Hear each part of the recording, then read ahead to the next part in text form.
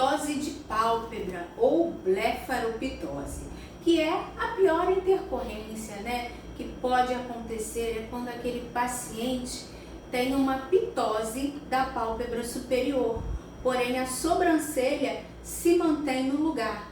E o que nós podemos fazer se isso acontecer? Não queremos, mas se acontecer, né? A gente pode pedir para o paciente usar um colírio chamado Claril ou Cristalin ou o colírio Alphagan. Existe o colírio Alphagan Z, que é produzido pela Allergan, que é uma empresa que, além de produzir o Botox, né, o famoso Botox, o ácido hialurônico, Juvederm, o Harmonicá, ela também comercializa muitos medicamentos para a parte oftalmológica. Então, o Alphagan, ele é um colírio alfa-adrenérgico. E o nosso paciente pode pingar uma gota no olho afetado 3 vezes ao dia, por no máximo 15 dias, tá? Porque o modo de ação desses colírios é que eles são alfa-adrenérgicos e eles provocam a contração, eles estimulam a contração da musculatura. Porque quando acontece uma pitose de pálpebra, é por quê? É porque a toxina botulínica extravasou pelo septo orbital, causando uma paralisia do músculo elevador da pálpebra superior. E onde está essa musculatura? Ele está na direção da linha da pupila. Então é um músculo que fica aqui em cima, na pálpebra, na direção da linha da nossa pupila. Então nós temos que ter muito cuidado quando aplicamos toxina próximo a essa região. Por exemplo, no músculo corrugador. Eu não posso entrar muito com a minha agulha, porque corre o risco de haver um extravasamento, essa toxina botulínica se espalhar e pegar esse músculozinho levantador da pálpebra superior. Ou se eu entro por aqui, dando aqueles pontinhos na cauda da sobrancelha, eu não posso avançar muito para a linha medial, porque posso chegar próximo dessa musculatura também e causar uma intercorrência. Ou se eu estiver trabalhando no músculo frontal e fizer uma aplicação muito próxima ao rebordo orbital, aqui na direção também da linha da pupila, eu posso causar esse tipo de intercorrência no paciente, que é a blefaropitose. Então, observem o aspecto da paciente quando ela tem uma blefaropitose. Aqui é uma foto de uma blogueira que eu peguei na internet. Ela postou a sequência dela durante a semana após acontecer essa intercorrência, e vejam como uma pálpebra fica muito caída e o outro olho, o que acontece com o outro olho? O nosso corpo é sábio. O outro olho começa a compensar, então ele começa a abrir mais. Então um olho acaba ficando mais aberto e o outro olho fica, que está com a pitose, né, fica mais fechadinho.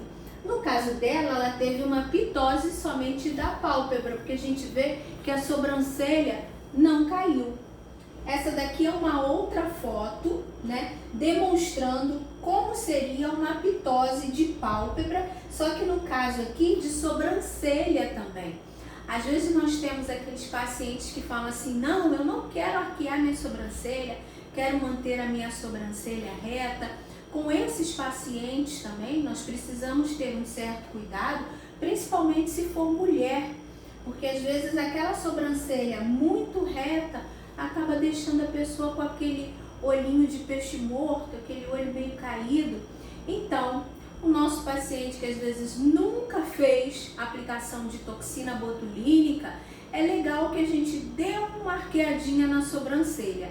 Caso o paciente não goste, a gente vai lá e abaixa, porque é muito mais fácil eu colocar a toxina botulínica, colocar um pouquinho mais na consulta de revisão, do que eu tratar um tipo de intercorrência como essa, que nós também podemos usar, além daquele colírio que eu falei antes, podemos usar o laser de baixa potência, de alta potência, na musculatura para estimular a contração também muscular. E esse laser que eu falei, né? Um laser de baixa potência, vermelho e infravermelho, que nós podemos utilizar no caso de intercorrências. É mais uma ferramenta que nós podemos utilizar. Então, a gente pode utilizar o laser vermelho, tá? Com um ângulo de incidência perpendicular, então ele precisa estar a 90 graus em relação ao tecido que eu vou estimular com esse laser. No caso de uma pitose de pálpebra, eu teria que incidir a luz do laser direto aqui, ó, nesse músculo elevador da pálpebra superior. E eu também posso utilizar o infravermelho. O infravermelho é o comprimento de onda que vai chegar lá na membrana da célula muscular. É ele que vai entregar mais energia para aquelas fibras musculares para estimular a contração daquela musculatura. Então, no caso de intercorrência com toxina botulínica, a gente não consegue uma reversão completa, tá? A gente consegue o quê? Estimular aquelas fibras musculares que ainda não foram afetadas por esse medicamento, pela toxina botulínica, estimulando aquelas fibras com o laser infravermelho e com o laser vermelho, estimulando uma maior chegada de sangue naquela área, acelerando ali a produção de novos complexos SNER. Lembra do mecanismo de ação da toxina botulínica? Novos complexos SNER para o neurotransmissor acetilcolina se ligar. Então, nós podemos aumentar a energia daquelas células, o laser vermelho vai fazer isso, e com o laser infravermelho, nós conseguimos estimular aquelas fibras musculares que não foram afetadas. Aquelas que foram afetadas pela toxina só vão ter o seu funcionamento voltando ao normal a partir do momento que tiverem novos receptores ali para a acetilcolina se ligar. E isso vai vir com o tempo. E associado a essa laser terapia, nós podemos utilizar o colírio, podemos utilizar alta frequência, microcorrentes, mas o laser e o colírio, massagem, o paciente ficar fazendo alguns exercícios, isso já ajuda muito e melhora essa condição geralmente com 15 a 20 dias.